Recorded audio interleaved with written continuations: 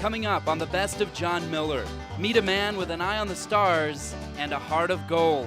Learn how he draws millions of dollars for charity with only a pencil. Also, this is some sweet art. It's not blown glass, it's sugar. We'll show you how it's done. Plus, meet George and George, a father-son pair who'll trim your beard and cut your hair. You and Dad work pretty well together?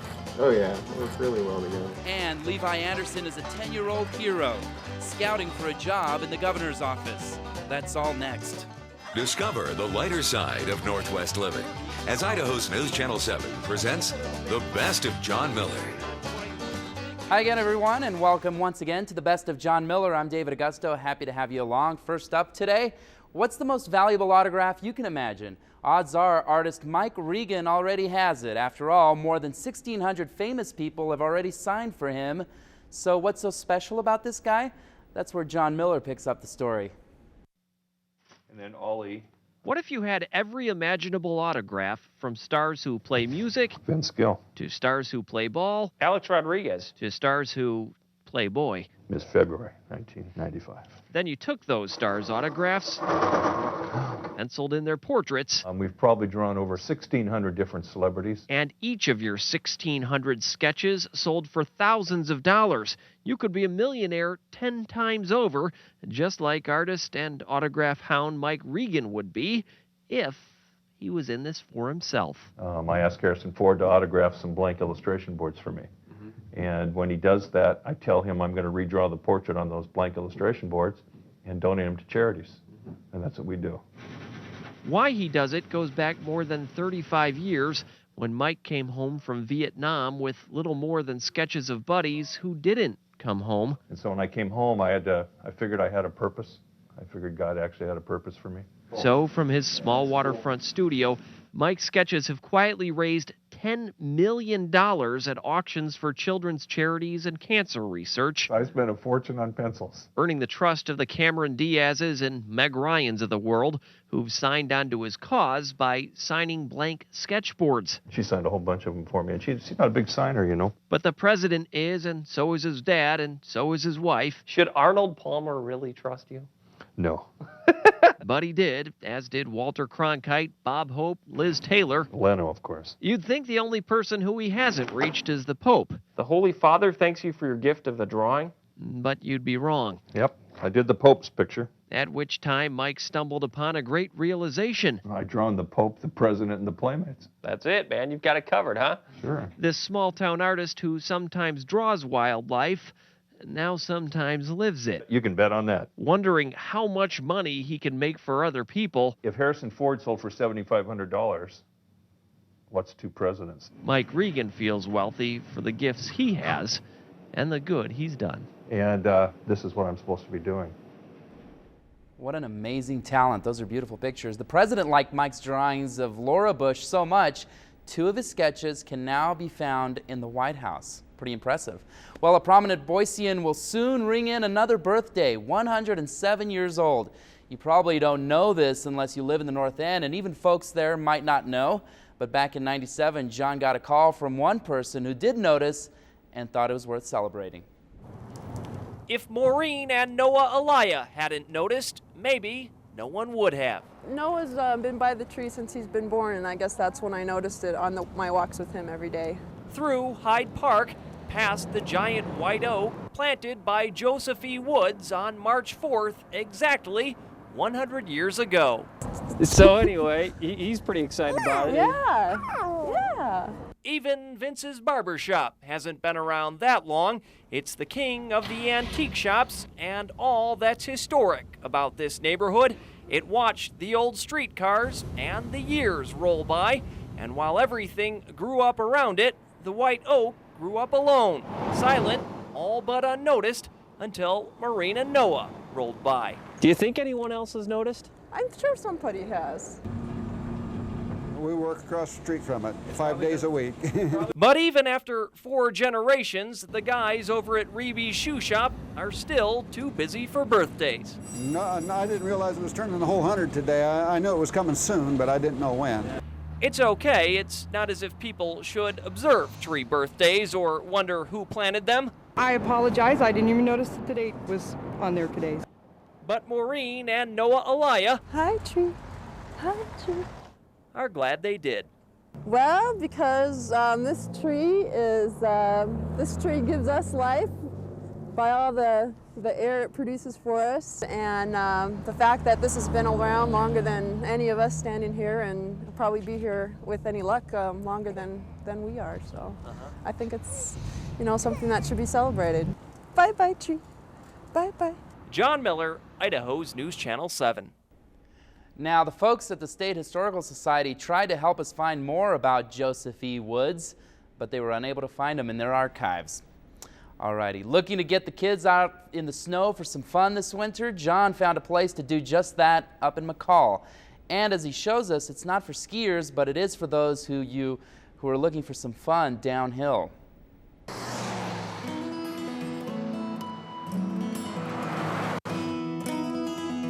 From a half mile, 4 lights flicker over this frozen field of dreams. Yeah, this is a working cattle ranch that sat empty in the winter. But not anymore. Could be the world's only cattle ranch with a rope tow.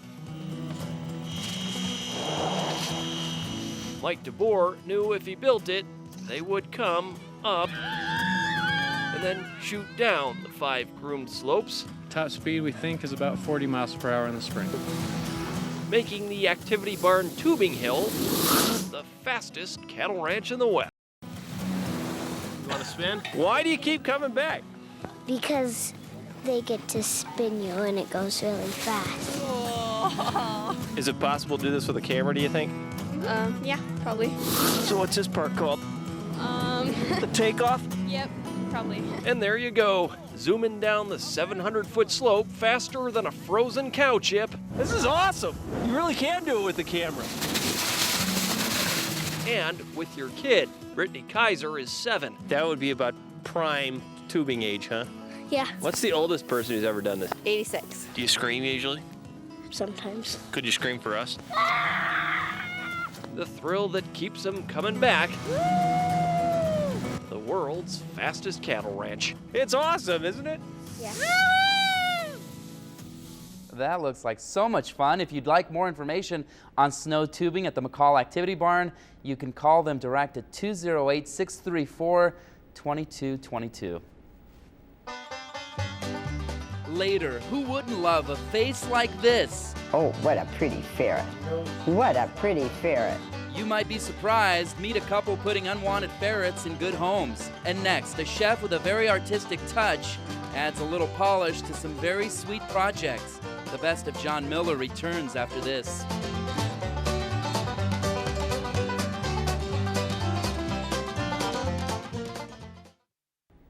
Welcome back to the Best of John Miller, everyone. Well, want to do something nice for your special someone? Flowers, candy?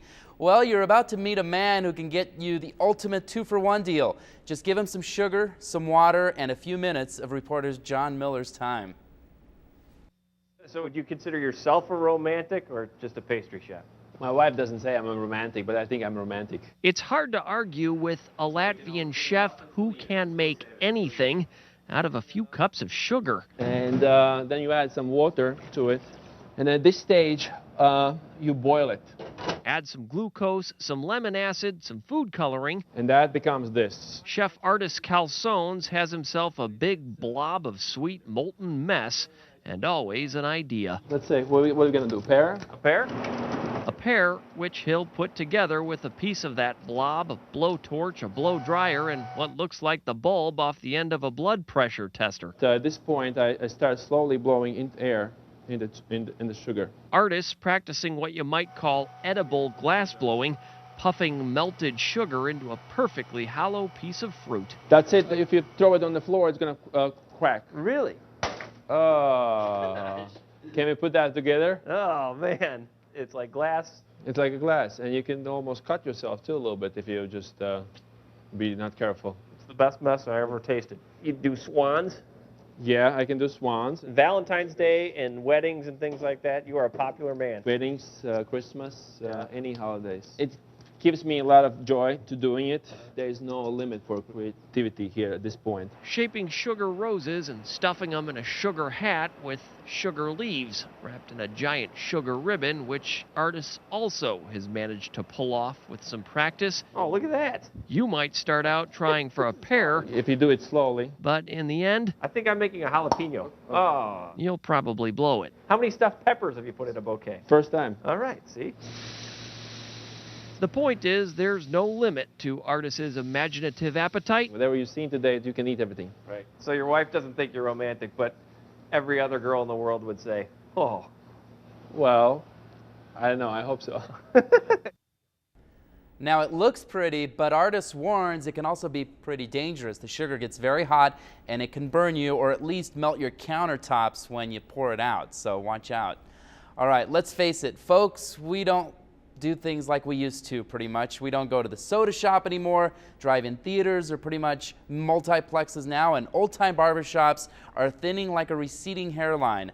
But not all of them, and certainly not the one John found in Caldwell.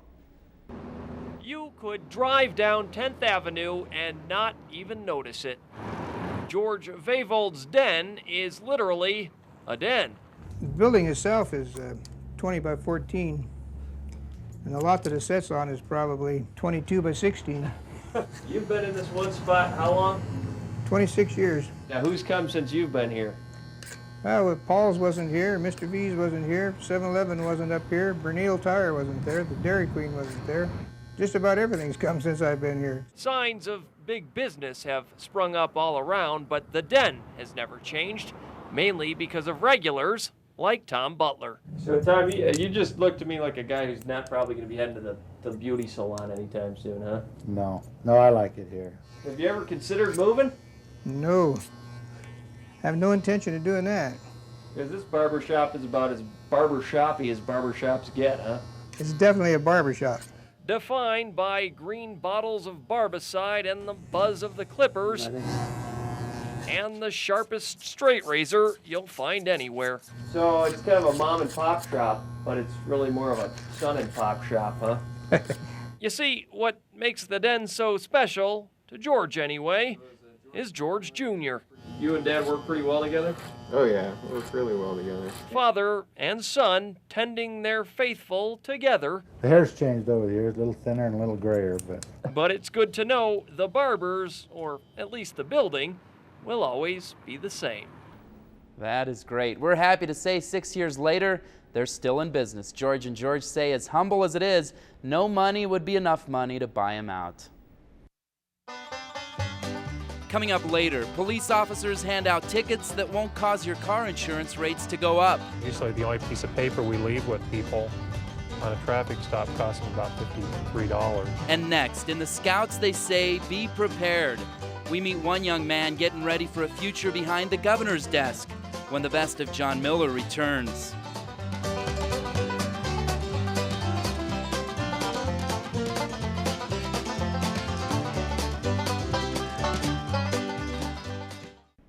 Welcome back to the show. Be prepared is a motto of the Boy Scouts of America, but nothing could have prepared 10-year-old Levi Anderson for his experience at the State House.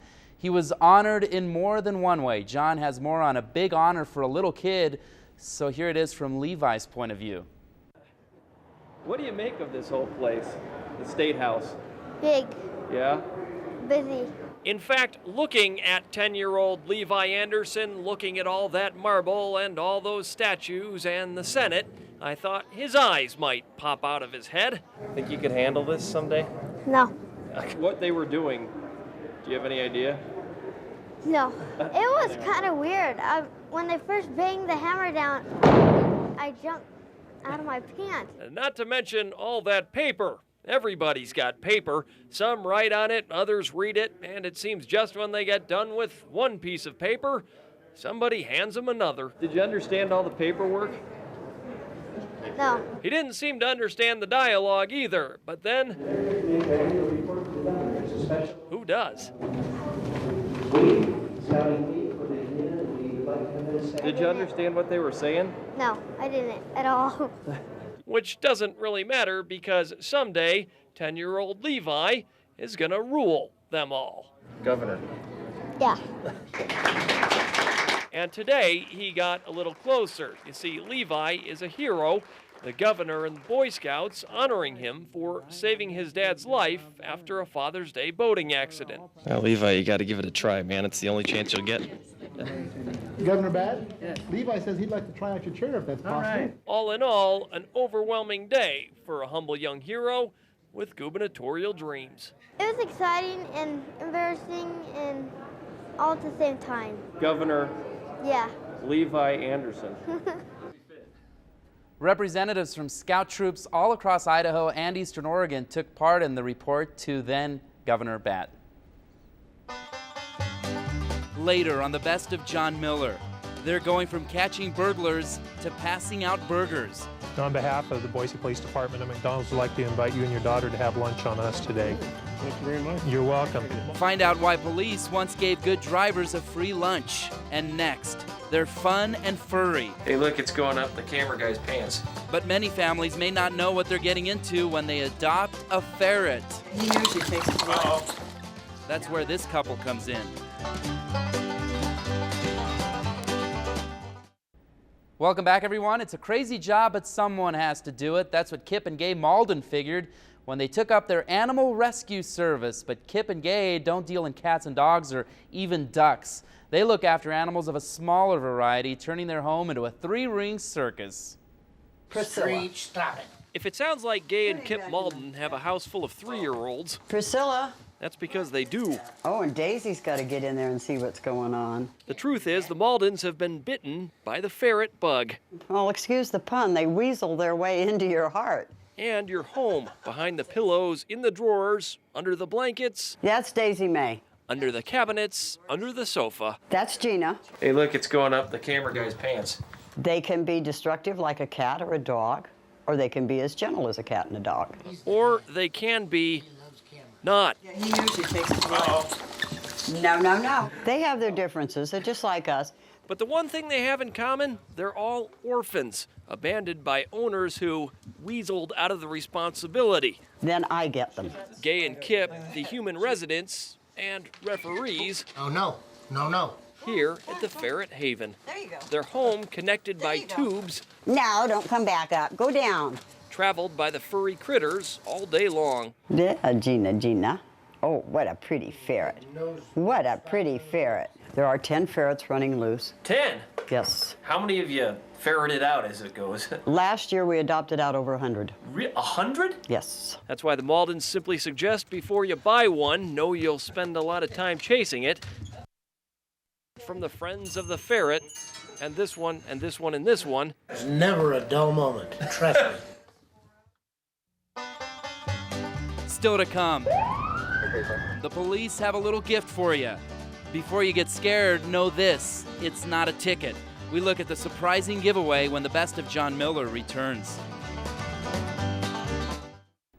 If you drive long enough, there's a good chance you'll get that sinking feeling, a flashing red light, maybe in your rearview mirror, you know the feeling. Maybe it's speeding or simply a broken taillight. But back in 1999, Boise police officers changed their routine just a bit. In addition to citations, they also handed out certificates. John rode along for the details.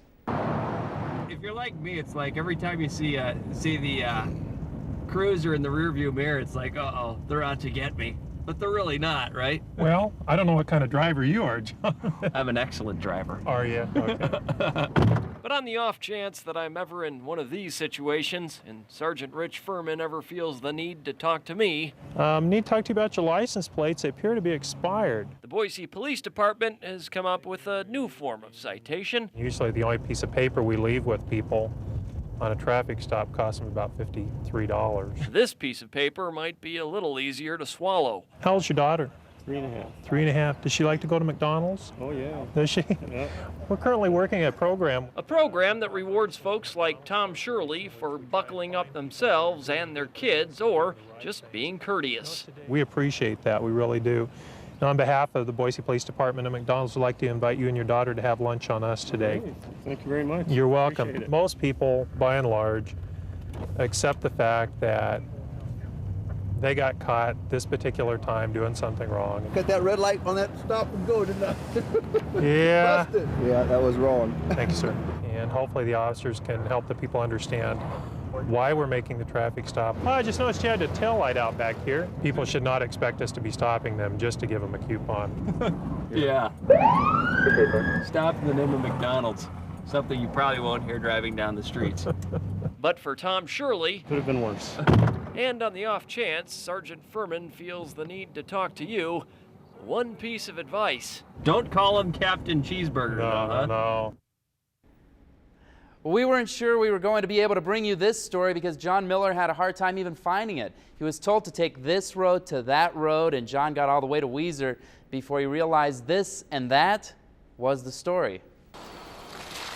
The only one you'll probably find on this road or that road that isn't this horse or that horse is this person. I've been delivering mail 23 years. It's been that way as long as I've been out here. This way. This way and that way. Sandy Haney's stack of mail addressed to 655 that road and 665 this road. This is that road. This is that road. This is that road. And if I go around there, I suppose I'll find that that is this road. Yes. What's the difference between this road and that road? I don't know. Don't say one's going this way and one's going that way. That's the truth, though. And while this road doesn't intersect that road, naturally there is the road that runs between them. Well, of course. What would you call a road between this road and that road? This and that. Right. Why? I have no idea. But obviously someone a long time ago thought this would be really funny.